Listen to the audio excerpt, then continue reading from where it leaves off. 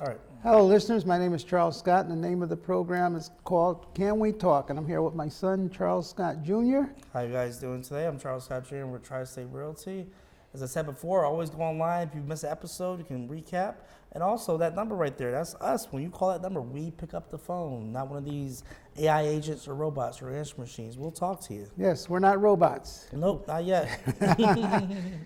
We're here today to talk about some of the things that are happening in the industry, some of the things that are happening out there that are affecting your purchasing power, some of the things that you may want to do in the future.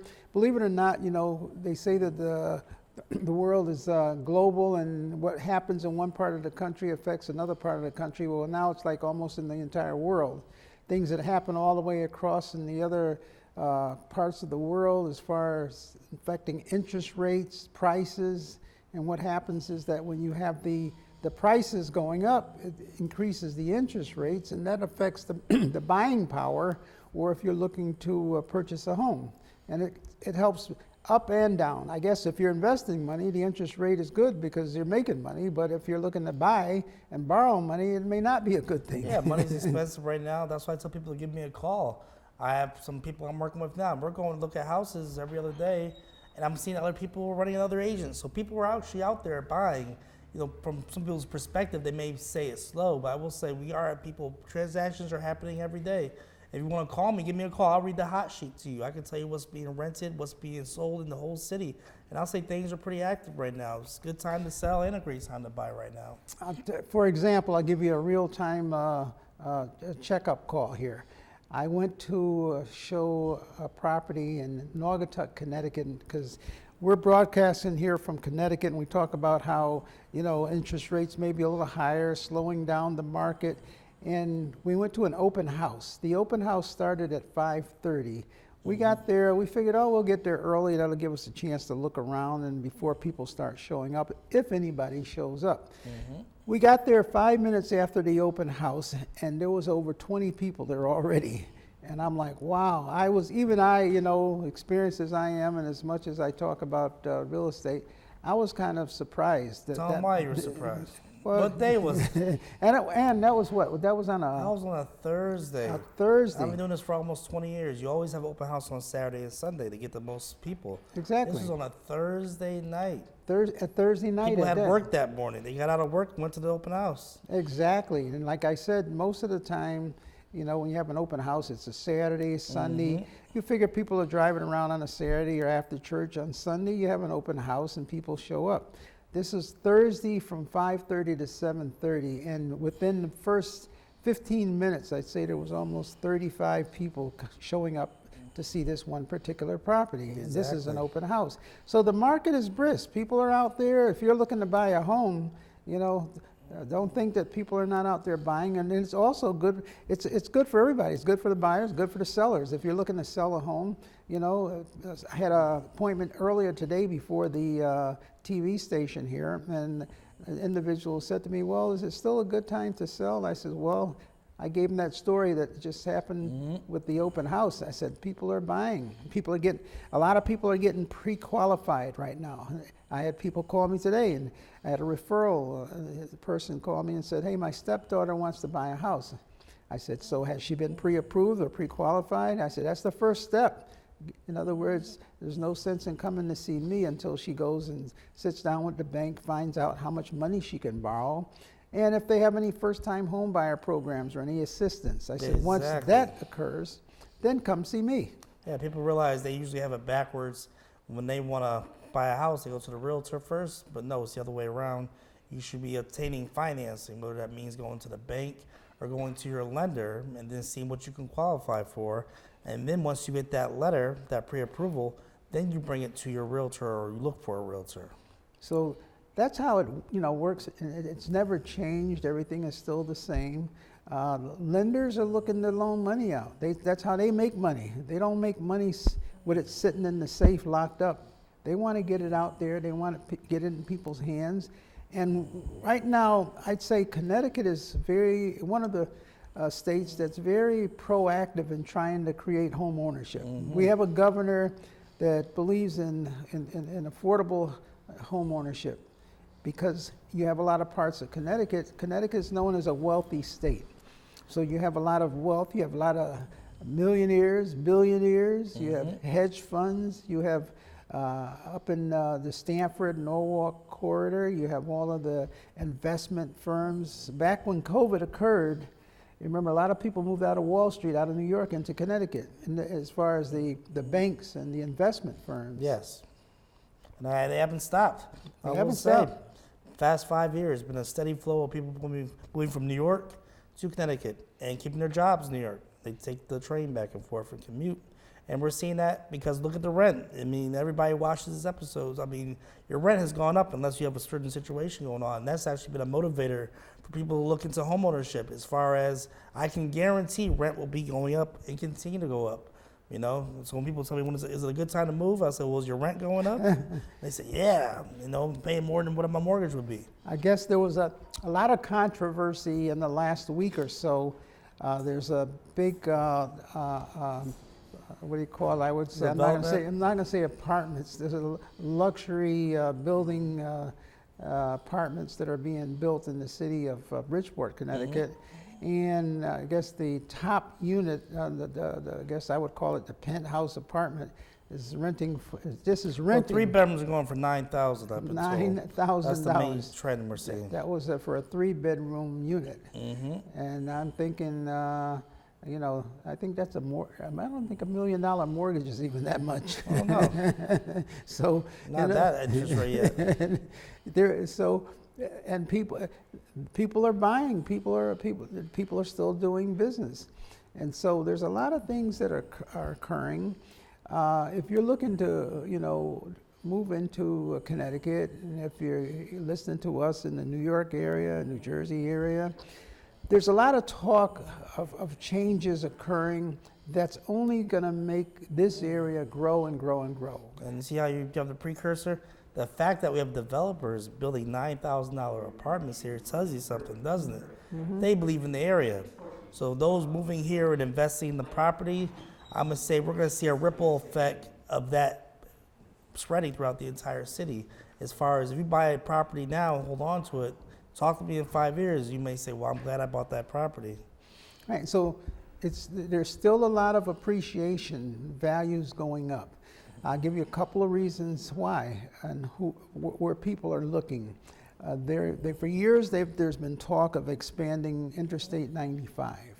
And when they do that, that's going to just bring more traffic. It's going to be easier to commute up and down the coast into New York City, New Jersey, Massachusetts. By opening up the Interstate 95, doing away with all of the distractions and all that, you can zoom right into New York, and who knows. The other thing that they're doing is mass transit. They're thinking about putting on some bullet trains coming from Massachusetts to New York. So right now it takes about an hour and 15 minutes to get to a New York, Manhattan from the Bridgeport, Fairfield County. With these new trains, they can do that in 45 minutes. Imagine that. That's nothing. That's going to speed up things a lot. I mean, it's already pretty quick to get to New York. It's almost Imagine that being even faster. And what people are realizing, I get calls from New York every day. That rent out there is $9,000 for a 3 bedrooms, like almost some areas common, whereas we're just getting into that. They're moving down here and they're realizing there's a lot of value down here. We call it the Park City. How many parks are in Bridgeport compared to the average city? A lot of places to go. We have the amphitheater for entertainment, the Total Mortgage Arena. We have other things being built, but the museum over there, Discovery, Beardsley Zoo. Yeah, a lot of things in this city that kind of everything you would need to, whether you're growing a family or live somewhere where it's not boring, I would say, and not that New York price. So that's why they're coming down here. The other thing having to do with transportation, and people say it's the pie in the sky, but hey, years ago, if you said that these things were going to happen around this area, people would have laughed at you. They're looking to, build I think it's a tunnel from Bridgeport to Port Jefferson. so that you can drive your car from Bridgeport to Port Jefferson. amazing. And either put a bridge across. It's like in I know they want to build a bridge from Newton. here to Long Island. That's Yeah. 14 billion, but we'll come to that. But look at what happened in down south when they built the Chesapeake Oh yeah. tunnel and the bridge. the First it bridge. was the bridge, and then they put the tunnel in there. So it's not far fetched. Imagine that would like be bringing a whole wealth of new people. They're even planning that now with these new apartments because. Even the ferry has put on an extra additional ferry. There's no ferry, yeah. Yep, and so before it used to be fun, you go over to Port Jefferson, as you're going, you see the other one coming. And there was always 3 going back and forth. I'm gonna have 4 now. Now you have 4 going, so that's constant traffic back and forth, back and forth. Even the ferry, I noticed they're thinking of having concerts on their boardwalk. Oh wow. They want to put concerts on the boardwalk, so if you come over from Port Jefferson, they got a large lot there. They could have outdoor concerts. So there's a lot of forward thinking and things that are going to happen. The ferry's looking to relocate from where they are now over into the Seaview Avenue corridor. So there's a lot of changes that are happening and Then I want you to also segue. Now this is like telling us what's good about Bridgeport. What does this come with though? All these good changes come with higher taxes. We're seeing that also. But we're hoping for some reductions. But those of you who are in a situation right now where you're seeing your taxes go up, don't forget you have equity. There's a reason why your taxes are going up. Give us a call. We'll do a free, what we call a CMA, a cost market analysis. Give you a nice little packet to see how much your house is worth in this current market. I recommend my customers get at least twice a year a CMA. And even with the taxes, there is possibly some relief in sight. I know right now, I think our mill rate is around 51, and now they're looking, the mayor's proposed it being 27.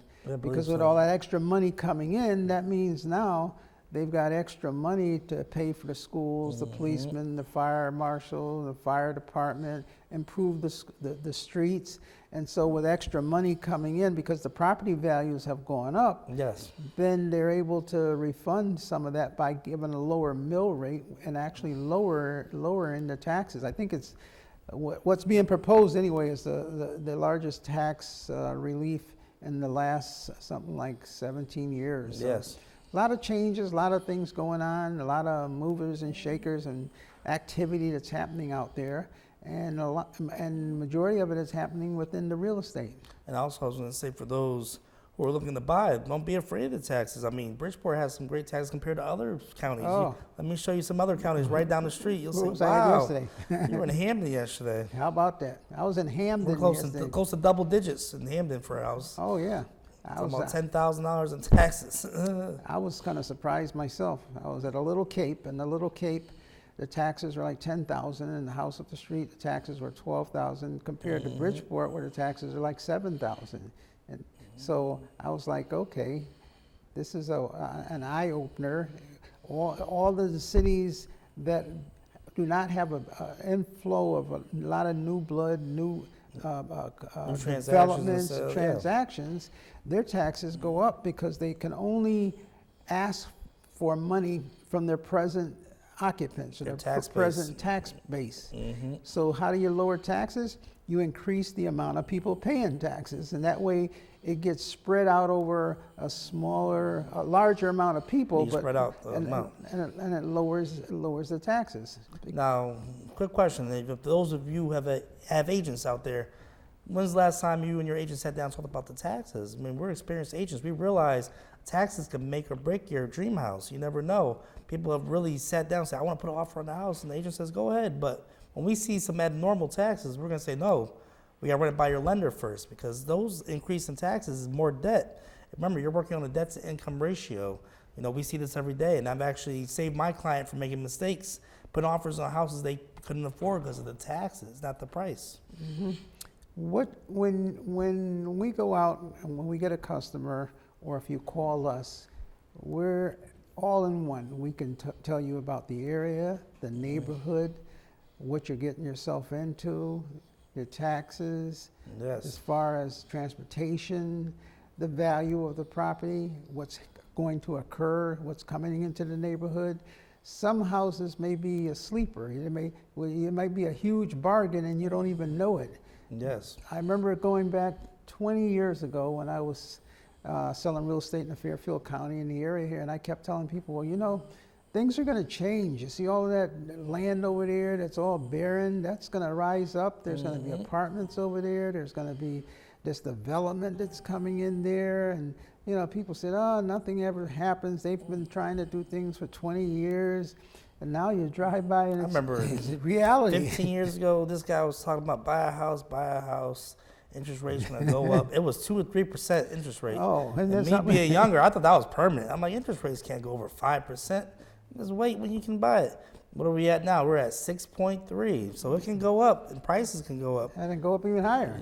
And think about how many thank you calls does he get per month. Oh my God. People calling him saying, oh, thank you for getting me this house, because I can imagine where I would be today renting all those years. Some of our customers who have bought in 2013, 14, 15, the amount of equity they have, it's amazing. They're sending their kids to college. They're opening businesses. They're very comfortable. What did I tell you today? I ran into one of our old customers. Yeah. And she bought a 2-family house. It's 2 families. Recently, four years ago. And it's got a third floor level, She moved her son into the first floor. She lives on the second. With her other son. Yep. And the daughter up on the 3rd floor. Whole family compound right there. Right. And that house has doubled in value. Literally, it has doubled. I can't even exaggerate. I think she paid something like $300,000, $310 or something. That house now is worth over $600,000. Easily, just from what she has there. Just a nice area of town, and on top of that, look at all of the rent that they've saved by all of them living within that same area. It's not only the value has gone up, they were paying separate rents. Now they're all together. They got a nice area of town. They got driveway for all the cars. And on top of that, tons and tons of equity. A lot of equity. The house is worth a lot more. And she got in at the right time. So I'll guarantee you her mortgages is as much as most people are paying for one apartment. I guarantee it is. One rent. I know it ain't $9,000 a month. Oh, heck no. Like that luxury one, but I've seen, it wouldn't be believed. I think her mortgage is somewhere like around $1,500 a month. Probably. And then, remember, she bought, key word, know what she did? She bought it with the son, too. Yeah, that was with her son. Remember that? People can buy houses together. You may say, oh, my son has a good job, and then I have a good job, but I can't afford this, he can't afford that. Why not pool your money together? You see what they did. They bought a multi-family house, and one lives on one level, one lives on the other. They help pay the mortgage off. And as you remember, she's a CNA, and the son is a truck driver. Exactly. And both of them got together, pooled their income, and they bought the whole house, everything. So you're telling me they have those jobs, right? We say this a lot on the show. So sometimes you buy a house, the house makes more money than you. In the past 4 years, they got $300,000 in equity while still working a regular job. Where else can you do that? Well, their investment. Right. And look at all the rent they save. All the rent they save. If the 3 of them are paying, let's say, $1,500 of rent each, that's $4,500 a month times 12. It comes about $50,000 a year in rent. Times the last, they've been there now, 5 years? Just about. So 50 times 5, that's $250,000 in rent they would have paid had they not bought the house. And when they move out, they get nothing.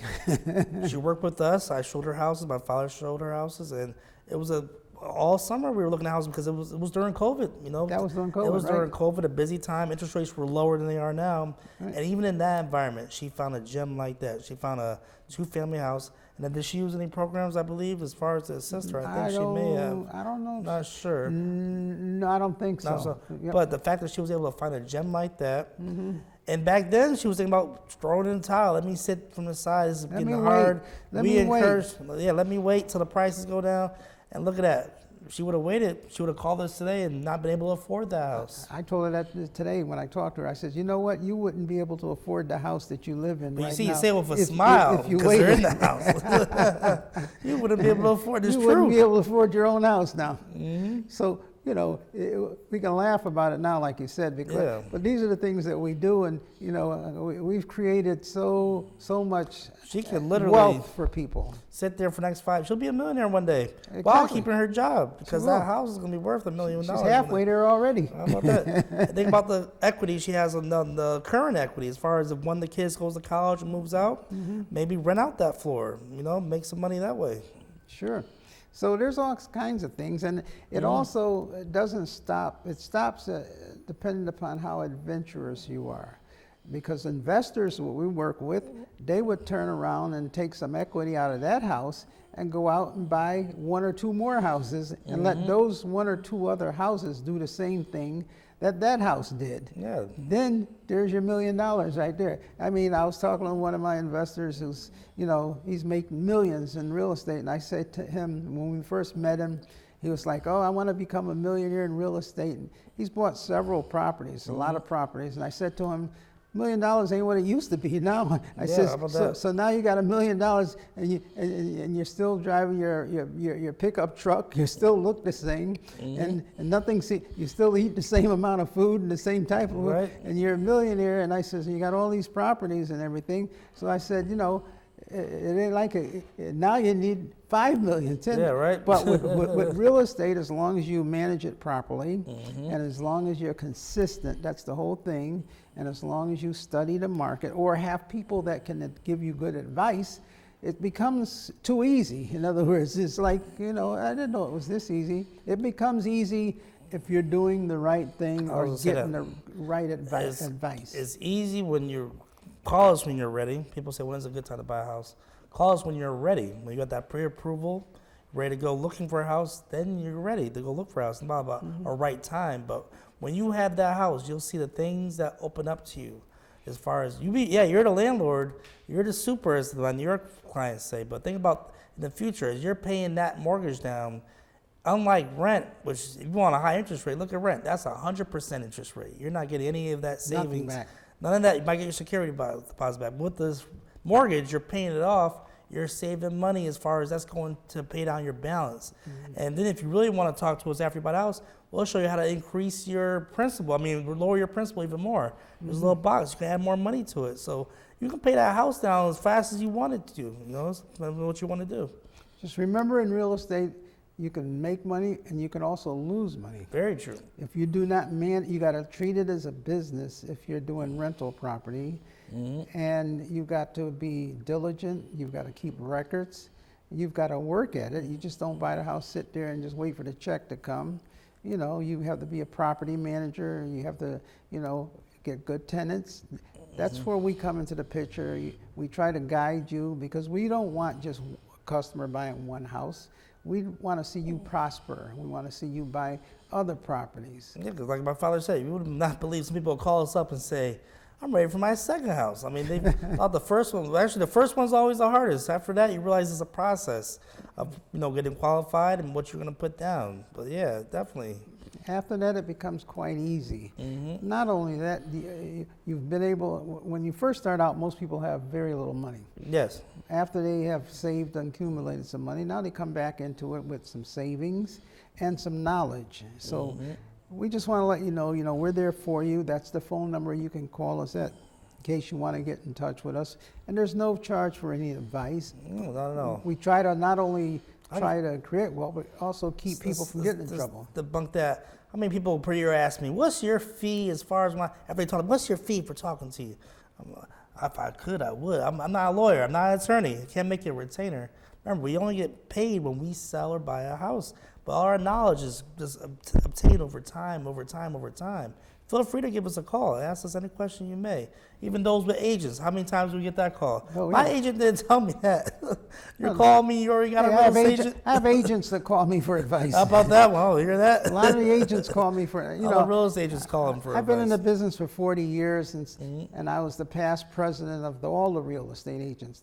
The board of realtors, I was 3 times president Yes. of the board of realtors. And how that works is you have a total of 23,000 agents, and each board has approximately about 8,000 realtors, and every year they have an election and they decide who they want to be the president of the whole association that governs all of the real estate agents. We have like a board of directors, and we have a president who's the president of that board who oversees everything. Yes. And 3 times I was voted in as the president of different real estate boards in 2 different cities, because I had an office in one city and I was doing very well in that city, and they made me president. Then I opened another office in another city, but still retained the office in the old city. Yes. And when I went to that city, they saw the ability and all of the things that I could do.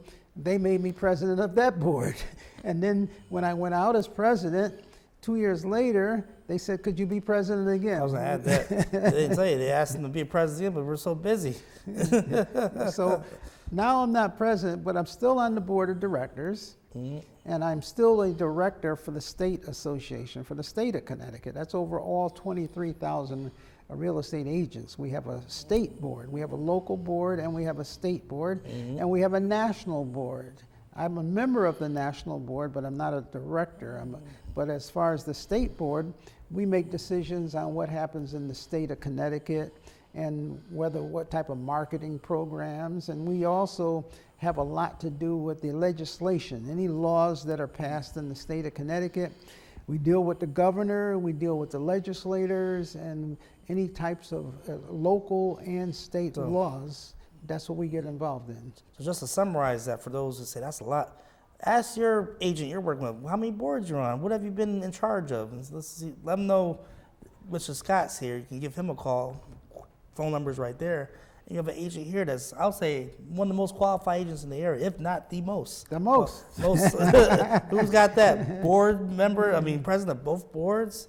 See, never been done before. See, we can talk about the things that we do and the things that, we got a father and son team. And even my son, he's not just a real estate agent. Most agents out there are a real estate agent. They're a realtor. He is a broker. Yeah, I have a broker license too, which means I had to earn that. Had to get in a certain number of sales, take tests and training to get that certification. Right. He's a broker. The broker is the person who, number one, has a higher degree. It's like going to college. You get your bachelor's degree, you get your master's degree, and you get your doctorate degree. I'm a doctor. He's got the doctorate degree as well as I do. Yep. In real estate, because we're both brokers. So you're getting not only a realtor, but you're getting a person who's very experienced in the real estate industry. We've seen it all. We've seen it go up. We've seen it go down. And we've seen it go up and keep going up. So you might want to give us a call. For those out there, right we're there. talking about building wealth, but even if people out there are having problems and you're trying to figure out what to do, give us a call. We can give you some advice. If you got a foreclosure coming up, probate. We're not lawyers, or if it's a probate, someone passed away and you got a house and you're trying to figure out what to do, give us a call. We can sit down, we can direct you to the right people, and we can give you some information. Exactly. So hopefully we talked about a lot of things today, but you see we can help you out with quite a bit of things that may be on your mind. So Give us a call. till next week, God bless. Amen.